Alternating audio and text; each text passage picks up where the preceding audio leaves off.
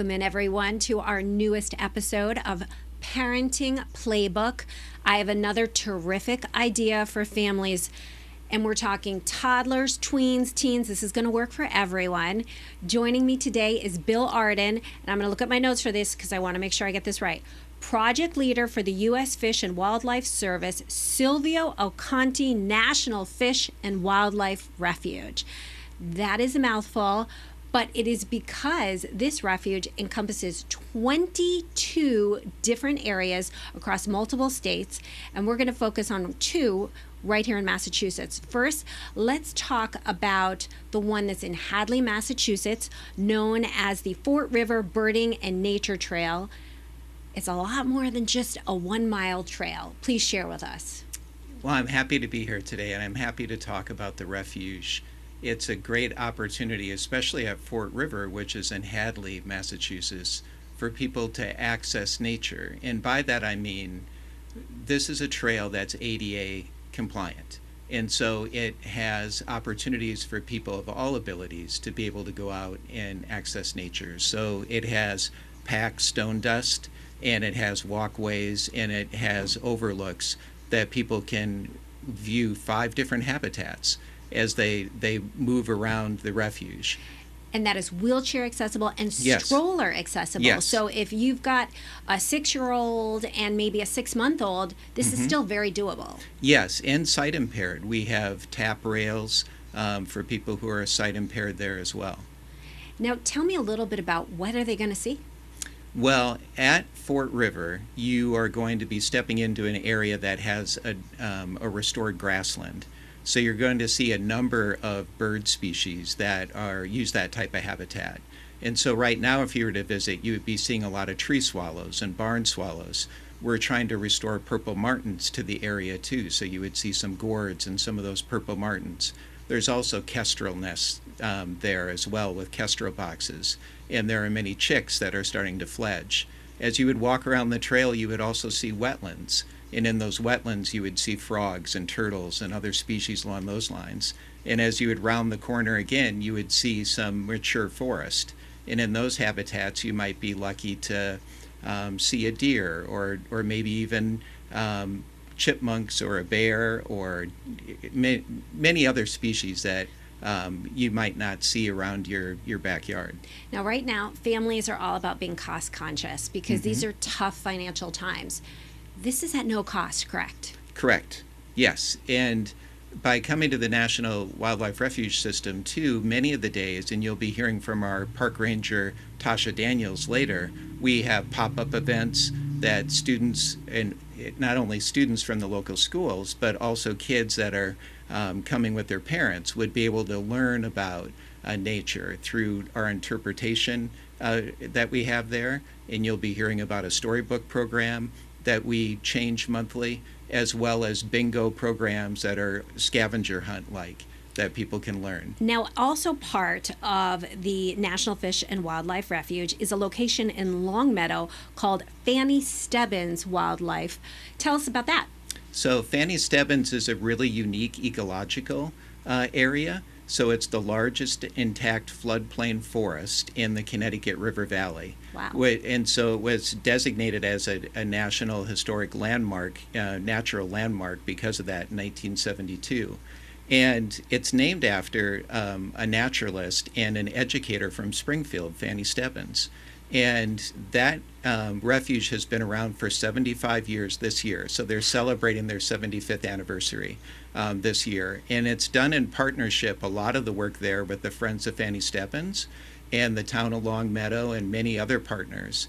And they have a number of events I'm happy to tell you about. Well, first, if I'm a parent and I want to go to Fanny Stebbins, where is it, and what will there be for my children to see and do? Yeah, I'm happy to drop a link into the podcast here for folks to be able to access the site. It has a number of trailhead sites with kiosks that help parents get acclimated, as well as an overlook at one of the pond areas where you can do fishing and wildlife observation as well. It's a premier birding area, and it's also with a number of these stewards and friends through the Friends group there are a number of activities that parents can get engaged in that I'm happy to tell you a little more about. Let's actually hear about them. And I know there was one that I was reading about, a poetry event. Tell me about that. Yeah, so there's a poetry event that's now scheduled for August 22nd, and Janet McFadden will be leading that poetry event. And it's just a great opportunity to get out into the meadows of the refuge there of Fanny Stebbins and meet with and discuss a lot of the poetry about nature.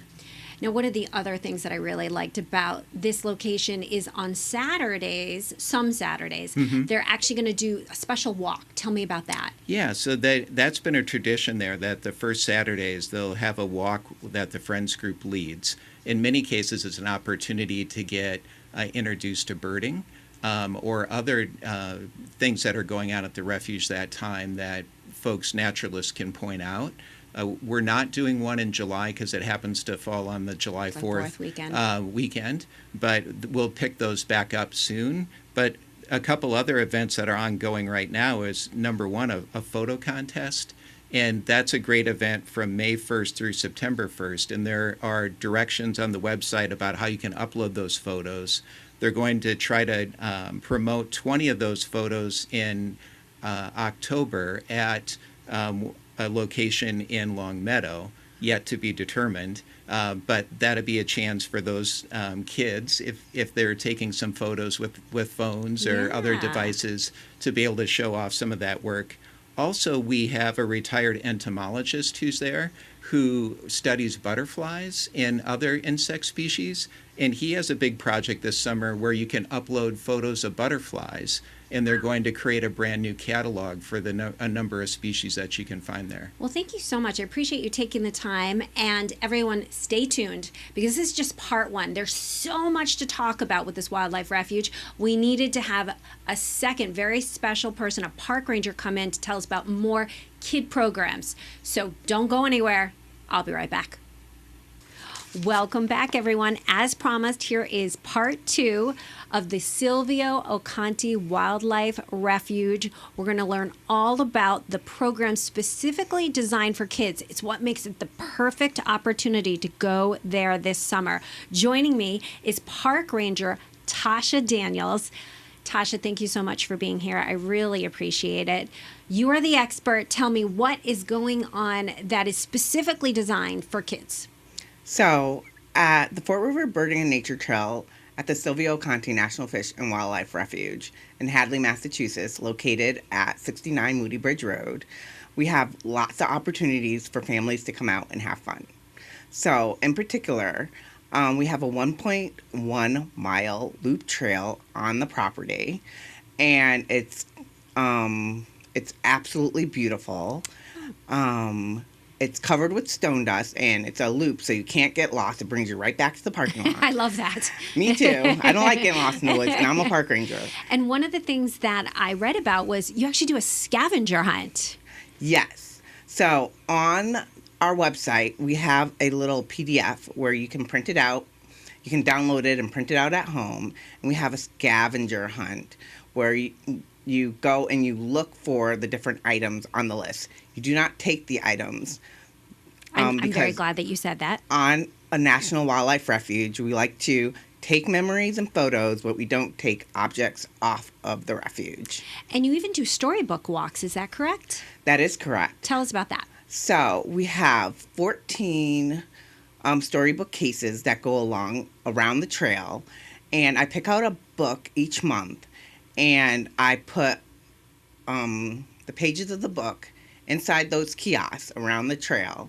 And as you walk and enjoy nature, you can read a nature-inspired book. For instance, the book featured this month is called A River by Mark Martin. Oh, very nice. It's beautiful. Now, one of the other programs that I love, if you go online, you can find the pamphlet, the booklet to print out. It is how kids can become a junior park ranger. Tell us about that. So we do have a junior ranger booklet, And you do need to visit the Fort River Burning Nature Trail in order to complete the booklet. Ooh, So okay. it's all hands on deck. So in the booklet, you'll learn how to be a steward of the planet. Give us an example. For example, it teaches practices and methods of leave no trace. Like when you're on a national wildlife refuge or anywhere out in nature, you don't litter. You take, your pictures, you take your memories, but you don't leave anything that's not supposed to be out in nature that's not natural, like litter and things like that. And I think one of the most important things that kids will get from this experience is they're going to see real animal habitats, and you do not want to bother them, touch them. You can look, you can take photos. These are great messages for kids to understand. We are sharing this environment, and this gives you an opportunity to really see some things you don't usually get to see. Give me an example of what they can see either at the Stebbins facility in Longmeadow or the one in Hadley. So there are various habitats on both properties. For example, the Fanny Stebbins Refuge has the most complete floodline forest in Massachusetts along the Connecticut River. And in Hadley, Massachusetts, when you're walking around that 1.1 mile loop, you'll walk through 5 different habitats. I'll give you a couple examples of like what you would see. You'd see vernal pool habitat, and a vernal pool is a pool of water that stays for like 3 consecutive weeks throughout the year or longer, and they have obligate species like fairy shrimp and certain types of other animals that stay in that area that make it a certified vernal pool. So this is really something you could do almost every Saturday or every Thursday, and you will see something different and get to experience something different.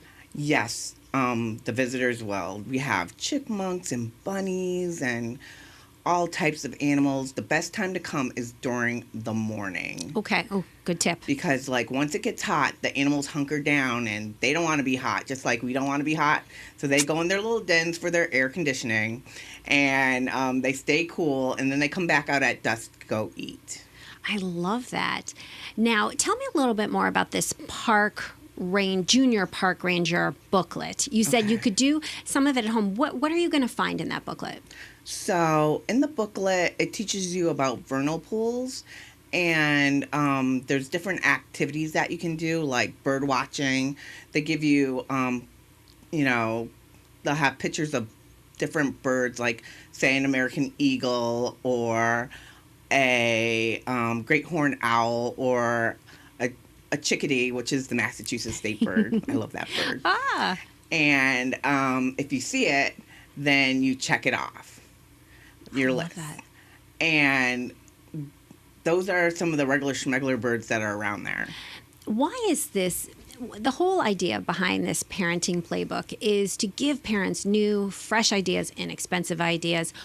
What is it about going out to this habitat that families should really know? What is special about this?